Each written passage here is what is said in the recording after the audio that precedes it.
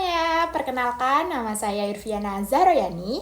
Saya biasa dipanggil Irvi. Saya berasal dari program studi pendidikan guru sekolah dasar dari Universitas Muhammadiyah Purworejo.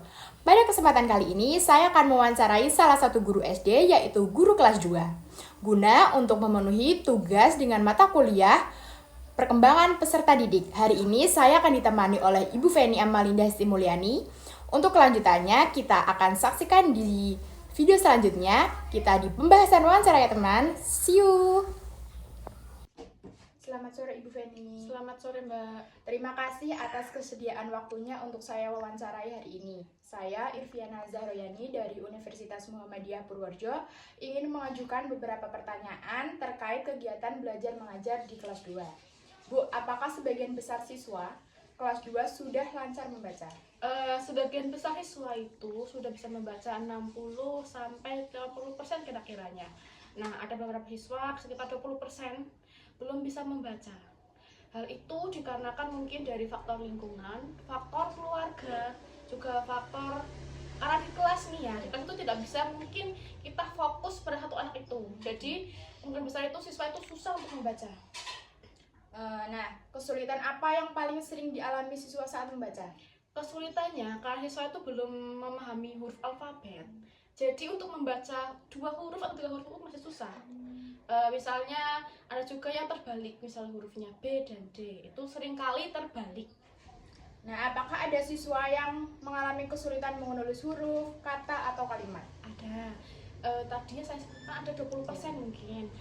Menulis huruf itu karena gimana ya, siswa itu belum tahu huruf misalnya A, B sampai Z. Yeah. Lalu bagaimana jika siswa itu untuk membaca atau menulis gitu ya. Terus strategi apa sih Bu yang digunakan Ibu untuk membantu siswa yang mengalami kesulitan membaca atau menulisnya?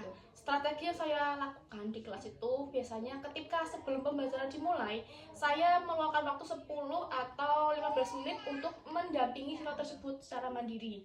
Saya panggil siswa tersebut itu maju ke depan kelas, kemudian saya bantu membaca dengan teliti gitu. Kemudian di samping situ saya juga menggunakan media saya gunakan itu papan huruf. Jadi ada huruf A sampai Z. Nanti siswa tersebut itu misalnya huruf B sama A bunyinya apa, B sama E bunyinya apa.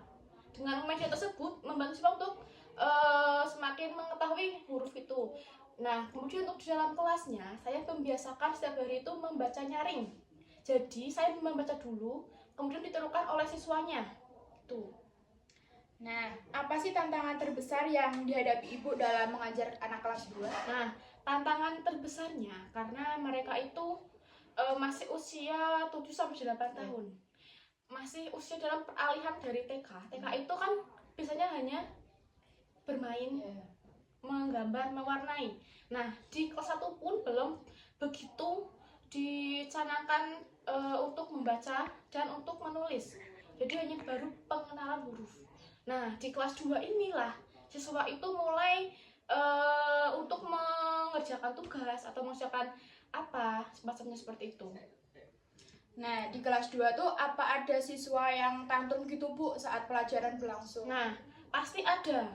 Karena usia tersebut ya masih usia di bawah kelas rendah istilahnya. Nah, itu tuh pasti ada siswa.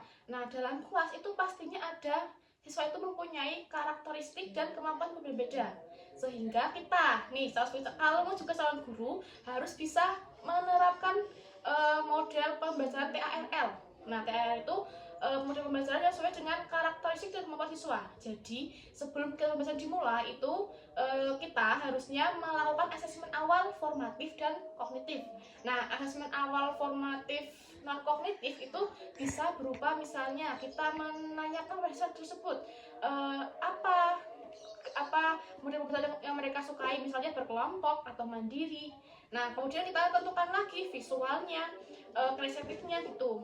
Nanti kita setelah mendapatkan hasil asesmen tersebut, kita kelompokkan mereka berdasarkan hasil tersebut.